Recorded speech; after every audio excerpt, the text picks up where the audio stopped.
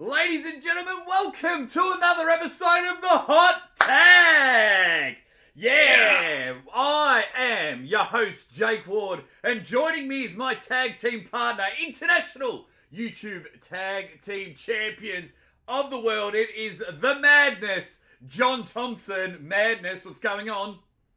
I'm having a good one, man. We've got some good stuff to talk about, some good stuff and some questionable stuff to talk about today with some Survivor Series. So I'm pretty excited to lay into a few things here.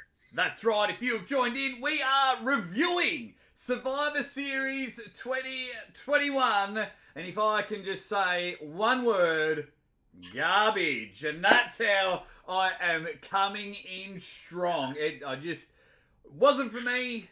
As you said, some good bits, some bad bits.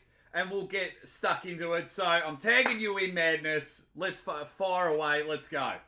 I really think that we need to call this Survivor Series Search for the Golden Egg, sponsored by Pizza Hut. Also featuring The Rock's new movie. Yeah. So, funny enough, the whole point of Survivor Series this year was to promote The Rock's movie, Red Notice, which is on Netflix. I actually saw it, and I'm not going to say anything bad about the movie. It's a dumb movie, but you turn your brain off, you had a good time, right? It's pretty fun. But my God, the way they went about things on this show, before the show even started, of course, they have the preview show. I watched everything. So I'm watching the preview show. They got Shinsuke and Damian Priest, pretty good match, decent match. And then all of a sudden, Vince McMahon arrives in his limo. I'm like, oh, Vinnie Mac is here. You know, we don't see Vinnie Mac too often these days. And he's carrying a golden egg. And I'm like, that looks a lot like the thing I saw in that movie with The Rock. And I'm like, oh, God, it is. And not only was he carrying it, but he had an entourage of like the 7 wrestlers that are left in the WWE after all the layoffs. And they're like, ooh, Vince, thank you for being here. And I'm just like, oh my God, this is going to be the show, isn't it? This is going to be the show. So long story short, Vince McMahon has a $100 million egg, which will have a storyline that we've now seen, I think, to completion after Monday Night Raw. So we'll talk about that going in. But let's cut right to match number 1, which was Charlotte versus Becky. Where are you putting this match in what you think? I know that we have a lot of ideas about women's wrestling versus men's wrestling, but these are two of my favorites. Charlotte for me is number 1. Becky is somewhere in the top 5. But honestly, I thought this was the best match of the night. Oh, wow. Yeah.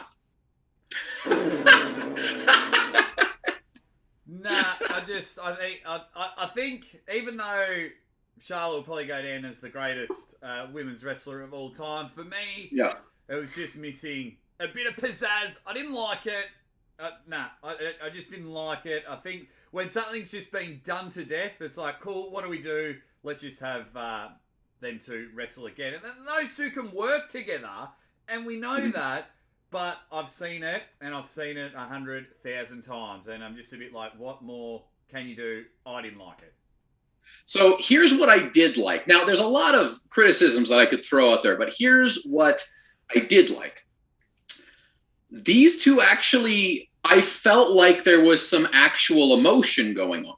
When I watched the main event, I didn't really see a whole heck of a lot of emotion in there. But it really looked like these two were a little bit pissy with each other. They had a couple cool spots where they were outside of the ring. They both rolled into the ring. They meet face to face, and they're like seething in female anger against each other.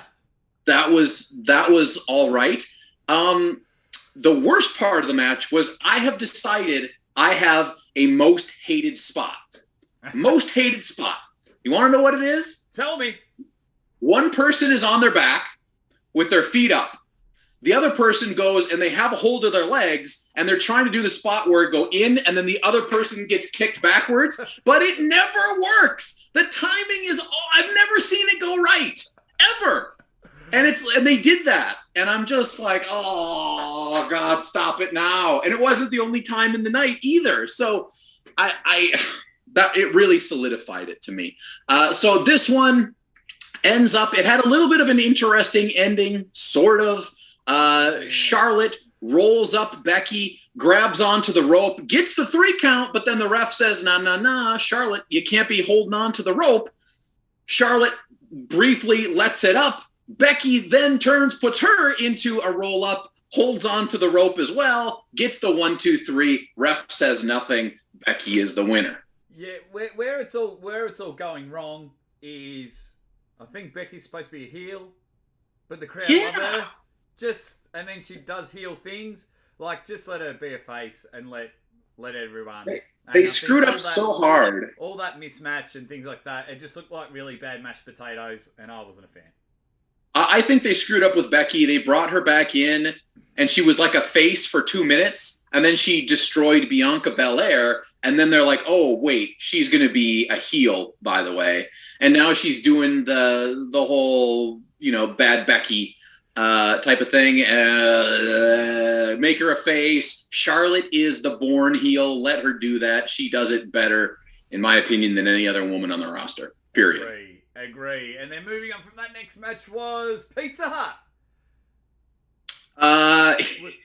Was it Pizza Hut or the men's Survivor Series match? Either. We'll go through all the matches. Doesn't matter if they're in order. So we'll talk about the men's Survivor match. Just briefly, I liked it. Set up a couple of storylines. We all knew Seth Rollins was going to win and then gets attacked afterwards by a fan. That was hilarious. I liked but didn't like, because I really love Kevin Owens. So I liked how he went circa News Brown 1989 and just went, well, I don't like you. Like, it made sense. But then the part of me was like, I just want to see Kevin Owens in action. And he's like, I don't like you, I'm going. And I thought, that's intelligent, that's smart, that's good storytelling, future planning. But I was like, damn. And for me, Austin Theory was a standout. Love that guy.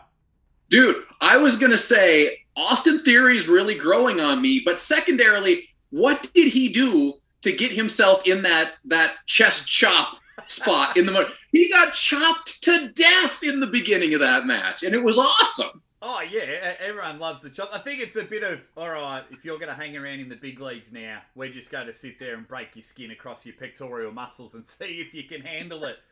But the match flowed all right. Like, I'm sick of Sheamus. Sheamus bores me. I've never liked him. I think 5 is too many. We did a Survivor Series 4-on-4, greatest team. I think 5 is just too many, and it just becomes a quickly get your spots in, eliminated. Quickly get your spots in, eliminated quickly. And then, it didn't tell too much storyline moving on for me. It was like a lot of it was just there. But, Austin Theory was a good standout. I don't mind Seth Rollins won. I like his character. I like the way he goes about it. But it could have, it could have been a bit better. Yeah, I was thinking this. Because they're kind of boxed into the Raw versus SmackDown stuff at this point, right? I want 2 Raw teams, 4 men apiece, 2 SmackDown teams, 4 men apiece. You have 2 matches, and then anybody who gets eliminated, like the old days, they're out, but the survivors of each team go on, and then you had a final match at the very end. So you get 3 Survivor Series matches, but that last match could be 1-on-1, could be 3-on-1, could be 3-on-3, whatever it is. I like that better. I like it. And then you'll have a pure dominance brand, but I think when they try and do the dominance brand, it's going to hurt one brand. Like, they tried that's the problem. Bobby Lashley and Drew McIntyre, and they ended up both getting counted out, so they try and save face there. But if you have Seth Rollins win, it's like, oh, well, Raw's better. And then that doesn't do much for the blue brand. But, yeah. Well, the nice thing about the Seth win is that Seth is just Seth, right? His character now, like, Seth would sell out. That character would sell out for anything, right? He will just do it. He is, in my opinion, I think Seth is for me probably my favorite heel right now. Yeah, doing the things that he does. I really like the way this character's come out. So I'm glad Seth won, but I gotta say that spear from the fan was fat Bobby Lashley. and it was nice. They shouldn't be. Go. Showed Roman Reigns how to do it. Just went and nailed him. And shame on you, Seth Rollins. Shame, shame, shame. You can't get tackled by a fat bloke and then get up and start screaming while walking backwards that you're the toughest man and you're going to whoop his ass and drop a couple of mother F-bombs and things like that. It's like, mate, this chubby guy took you down, double leg takedown, better spear than Roman, and then you got up screaming as if you're super tough while 4 people were holding him down, the security, the real security, trying to arrest him. So I was like, yeah. All he needed to do was get... If you're really tough, you would have said, stand up, square up, let's go, but no. Yeah, I'm sure there's a lot of rules and regulations surrounding that type of thing, but if he could have just got one good pop in there to save himself a little bit, I think that would have saved his character. I mean, obviously, I'm not condoning fans running in, but I remember when Brett got tackled at the Hall of Fame. I forget who it was, but there was a bunch of huh? It was Dash. Yeah, Dash, and he just that made me a true fan of his. 100%. So overall, the Survivor Series match, it was fine, but again, nothing too crazy. No. And then the Pizza Hut Tag Team Battle Royal or whatever that nonsense was. It was, cool. It was... You're sponsored by Pizza Hut and now, you've got enough money. I don't want to see Otis eating pizza in the hard cam. No. Yeah. But Otis gave us a little hint of the old Otis. Yeah. And I did appreciate that because I really liked old Otis where he would, rub that belly a little bit. Like, that's the Otis. I think they have totally screwed up Otis. Totally screwed him up. And if he would go back to that, I would be very, very thrilled. But that was literally the only good thing about this match. Everything else was a long advertisement for Pizza Hut. Omos eliminated like 100 guys, and he eliminates Ricochet at the end. It was like, okay, cool. Can't we save this for when you go to do the next Crown Jewel or something? Yeah, they could have done that on Raw. Next. What was the next matchup? Usos versus RK Bro. Love Matt Riddle. Hate Randy Orton. Randy wrestles. Yeah, Randy wrestles like he's bored all the time. He has bored face on. He ruined the name Randy for me because I love Macho Man Randy Savage. I love Randy Marsh from South Park. And I think in the Wonder Years, Fred Savage's character was named Randy. And if I was ever going to have a boy, I was going to call it Randy. And then Randy Orton came along. And, yeah, he's just ruining it. Love Matt Riddle. The Usos can work. They can move. But, yeah, it was an action-packed match. But, of course, got to hit the RKO. And, it's almost the new Hogan must pose of today. Right. I agree with that. I was thinking maybe they would have RK Bro drop the titles to start, because what I want is Riddle versus Orton at Mania. That's what will happen. That's what needs to happen. So I kind of was thinking, well, get the titles off of them now and then start building something between, like, you don't have to split them up now, but start, that idea. And maybe they did. On Raw the next night, Riddle actually came out dressed as Randy Orton in his ring gear. And he had a goatee on and the whole 9 yards. It was pretty comical. But the whole storyline between this whole thing was actually that Randy Orton now has the most pay-per-view appearances of all time. Yeah. I mean, and I think the most matches on Raw of all time as well. That wouldn't surprise me. I mean, you can't question his longevity and endurance and things like that. But he has looked bored the whole time. So yeah. Well, it also tells me how old I am, because I still look at Randy and I'm like, well, he's one of the new guys. Yeah, that's no, he's not. He's been around for 20 freaking years. Yeah, it was an all right match. Action-packed. Of course, it was going to finish with the RKO, but you will get Riddle and Orton at Mania. Yes. Then we had a little another vignette. There was a couple vignettes with the egg, right? So Vince is in his office. He's got the egg in this nice display case. You can see it there. There's a couple of things. And then all of a sudden, Adam Pearce and what's her name? Such and such. Such and such. Terrible. They're in there, and Vince comes back into his office. Egg is gone. The egg is gone missing. Believe it or not. So Vince, now I don't know what the deal is, but Vince, I could hardly hear him. I could hardly hear Vince. Like he was, Vince is known for WrestleMania. And like I don't know if he's just so old he can barely speak anymore, but I could barely hear him. Basically, he says, you two go and find out who took my egg. It's $100 million. We're going to find out on Raw tomorrow night. And I'm just like, get the F out. Literally, we're still getting the F out. Yeah, it's like two things with this one. It's like, if I was running a company and someone stole $100 million gold ball egg off me, the stream would be shut, the pay-per-view would be over, all hands on deck. I'd have the police, the FBI. Second, you are spending the whole time promoting The Rock's new movie, but The Rock was on Impact? What was that? What was going on with Ken Shamrock into the whole... Yes, they had some awesome matches, none on Impact. But, you're promoting the movie, and The Rock's not even on Raw. I mean, on Survivor Series or Raw. It's like, mate, what is going on? They like to do this stuff. They really do like to do this stuff. And I don't quite understand why, other than money at the end of the day. Now, the big rumor, of course, is that we're going to try to get Roman versus The Rock at WrestleMania. Which would certainly pique interest of the non-arm wrestling community. I don't care, but, it does nothing for no one, right? What does it do for anyone? The Rock's going to lose. Roman has to go over. So he's going to still be the champ. He's already been the champ for 400 and some odd days. So he's going to be the champ until Mania. He's going to retain the championship. Yeah.